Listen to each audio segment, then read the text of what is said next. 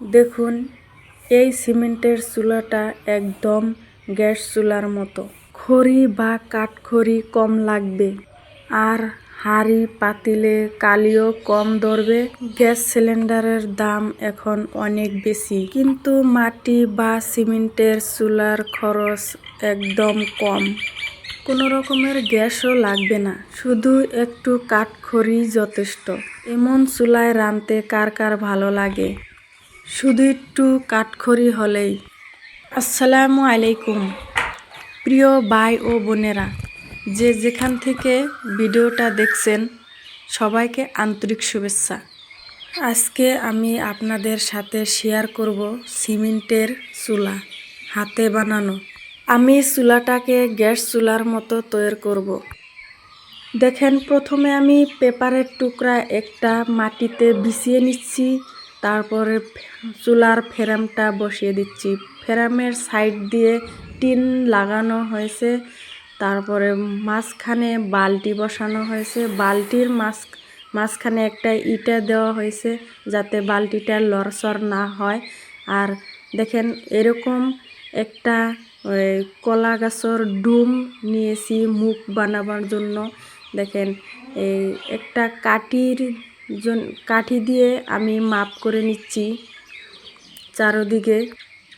আমি 3 কেজির মতো সিমেন্ট নিয়েছি, আর 1 বালতি বালি নিয়েছি। বালিগুলো ভালো করে ছড়িয়ে দিয়ে সিমেন্টগুলো দিয়ে আমি ভালো করে মিশিয়ে নিব। এখন পুরো রোদের মধ্যে বানাইতেছি। দেখেন, আমার চেহারাটাও দেখা যাচ্ছে কীরকম রোদ। দেখেন, পুরাটা রোদের মধ্যে আমি এই চুলাটা বানাবার জন্য প্রস্তুত নিচ্ছি। দেখেন, আমার চেহারাটাও দেখা যাচ্ছে পুরো রোদ। এরকম করে ভালো করে মিশিয়ে, কোনো রকমের দানা যেন না থাকে।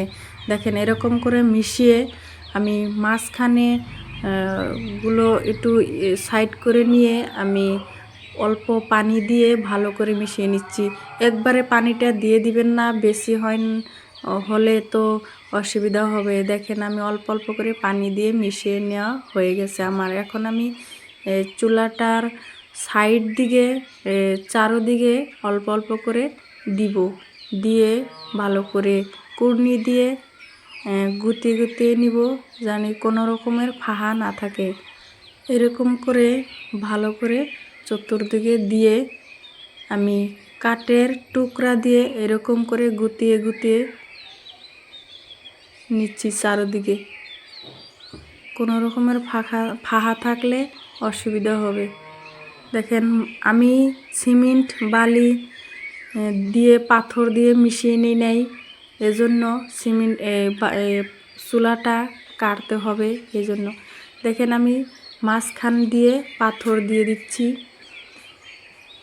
তারপর এই রডের টুকরাগুলো আমি সাইড দিয়ে মাঝখান দিয়ে দিচ্ছি। তারপরে যেখানে মুখ থাকবে সেখানে আমি গোল করে নিচ্ছি রড। দেখেন, তারপর আমার বিছানো হয়ে গেছে। এখন আমি সিমেন্টগুলো চারদিকে দিয়ে দিচ্ছি।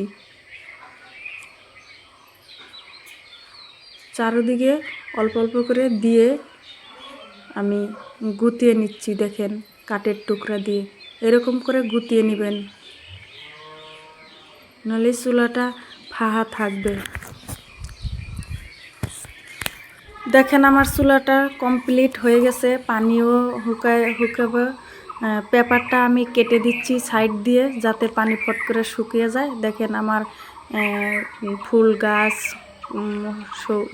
পেয়ারা গাছ, দেখেন মাটি কাঁঠাল, আনারস, এগুলো গাছগুজালি, তার মধ্যে আমি চুলাটা বানাচ্ছি। দেখেন, আমার চুলাটা শুকিয়ে গেছে।